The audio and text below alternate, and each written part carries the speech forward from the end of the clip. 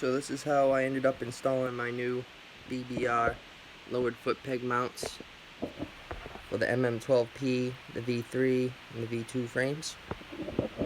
Running the Daytona 190, but I'm pretty sure it'll work with KLX 110, obviously, because that's what's in the V2. Anyways, we'll start with, got some other stuff to show you too, so stay tuned. We'll start with the other side. I'll show you what I did on my MM12P to make these work using the BBR branded IMS Pro pegs. CRF50 is what they come off of, or what they're made for, I should say. Let me get this out of the way for you guys. So the first thing I did was bolt them on, and right away I noticed that the spring wasn't fitting over the edge here, so that had to be opened up. And then also down here, you see this piece right here. So it was hitting right there. You see how I have just enough clearance now? It was hitting right there. So what you got to do, it's pretty simple to do if you have a file, just look at the bottom of the foot peg mount and then grind down the peg as much as that. That's about all you need on this side, and then you got plenty of clearance and it works great. So that's the quick and easy fix for that right there. And then what I did with the spring was I put it in my vise carefully, heated that up pretty much red hot, which heated up very quick with the torch, and then widened it up just enough. You can't go too much because it goes in between this bolts right here, obviously, as you can see, and when you screw the bolt in, it starts to rub on the side very slightly. You could probably grind down or file down the spring a little bit, but that's okay. It'll actually keep it in place and it won't move anywhere. So as you can see, these work awesome. So that's how you do that side. The pin didn't have to be grinded down for the IMS Pro pegs. I'm not sure about other pegs, but it fit just fine in there, the cotter pin. So let's work our way over to the other side of the bike, and I'll show you how I made this side's a little more complicated. I'll show you how I made the rear brake pedal align with the notch right there. So when you first get them and you bolt them on, you're gonna be like, oh man, what the hell's going on here? This is way off. Yes, it will be way off at first, so it's gonna be approximately 10 millimeters off. You would be thinking I'll have to space this out 10 millimeters, but you really don't want to do that because this foot peg's already out pretty far, considering it's out further than that side, as the Daytona 190 engine sits out a little bit further than most engines. So that being the case, you're going to want to leave it bolted to the frame and not space this out like I've seen some guys do. And excuse me, same thing over here applies to the bottom. You can grind this down if you want, see how much over it hangs, but there's really no need to, so I left that on there. I might grind it down just for looks, because when you see it like there, you can see it sticking out, but I don't want to necessarily grind the pegs if I don't have to. So that being said, you don't have to grind this peg down if you were thinking that. The only thing you're going to have to do, and it's inevitable unless you want to space this out, is nail, or however you pronounce it, this part, meaning get it back unheat treated essentially to where the 6061 aluminum is pliable or able to bend at all. Otherwise, if you don't heat it up and then anneal it, it will definitely snap. You can tell by, before I did it, I tried to bend it a little. I just like, no, this thing ain't going nowhere. So it's definitely heat treated. So what I did was I heated it up. Well, first let me explain how to nail it. If you don't know, you can look at it. There's other YouTube videos, but you can take a candle if you don't have an oxyacetylene torch, and wherever you're going to make your bend, you take the candle and just put a little black soot on there. Aluminum, the heat dissipates very quickly, so it's going to go through the whole part before it really heats up that spot. So the point of the soot on there is that way you know when you're at the right temperature. So when all that soot's worn off, and make sure you evenly do it, you don't want to just hold it one spot.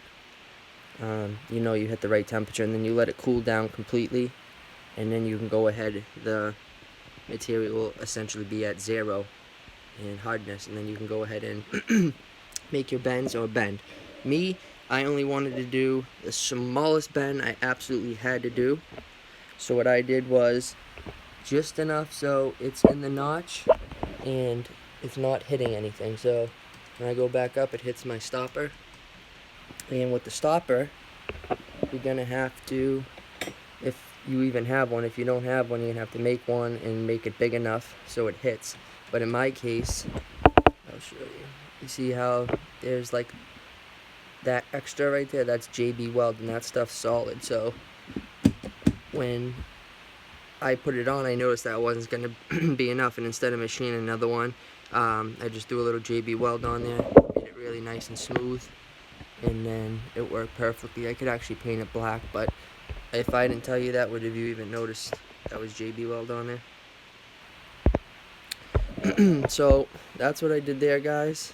The only other thing that you have to do is check out this little piece. This is what's normally behind the brake lever, and to get the space that you need in order, unless you want to just really bend this thing, but I didn't want to do that because it's a $350 under brake lever and I didn't want to see it snap.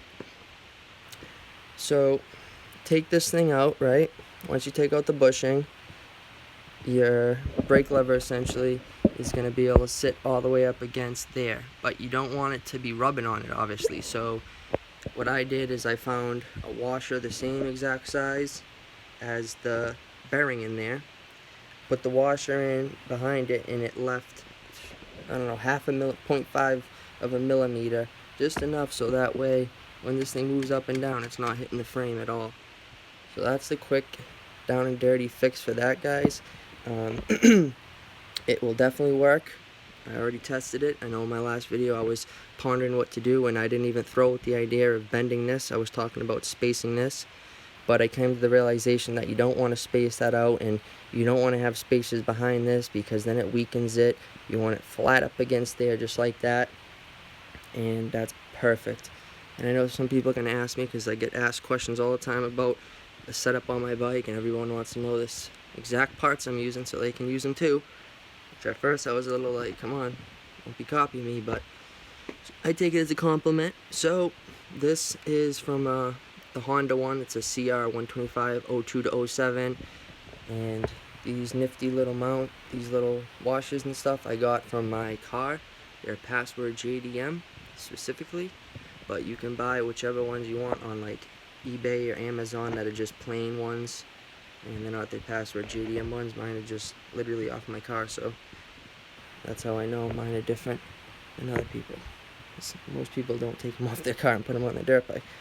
But yeah, if you found this video helpful, please subscribe to the channel.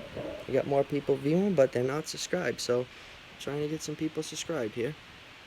And this is what I was talking about. Got a little something to show you guys. This is the Daytona skid plate, BBR team skid plate. Oops, I should have had it Cerakoted black, but for now we'll just run it like that. Thing's awesome. It's gonna look sweet on the bike. Can't wait. Something like that. Who's that piece? And then here's the new header from BBR too. So this header is made for the Daytona. It's just extra long. And my plan is to get I'm doing this because I don't see it on every perimeter frame bike. Everyone's using the Pro Circuit and FMF. So I'm gonna get the carbon Yoshi, and I'm gonna fit it to this header pipe, and then that's what I'm gonna be running on my MM12P. I wasn't gonna tell anybody until I did it, but that's okay. I don't mind. I have the proof that I said it a while ago. So this piece here, I switched from the gold cap to the silver. Well, actually I did. I just threw this in some anodized remover, which is essentially Drano, and I want to have this either anodized red, painted black, or maybe just, I don't know, do it raw, take the ano off. But yeah, that's a quick and dirty way to do this, and it works perfectly. Gotta do a little grinding and a little finessing, bending, but other than that, like I said, everything works great. As you can see, should have showed you, it doesn't hit right there at all. That's hitting up here. And that's it, guys. Perfect. like I said, thanks for watching the video. Stay tuned for more. I'll have another update on the bike pretty soon. And, yeah, hit the like button. Thanks, guys.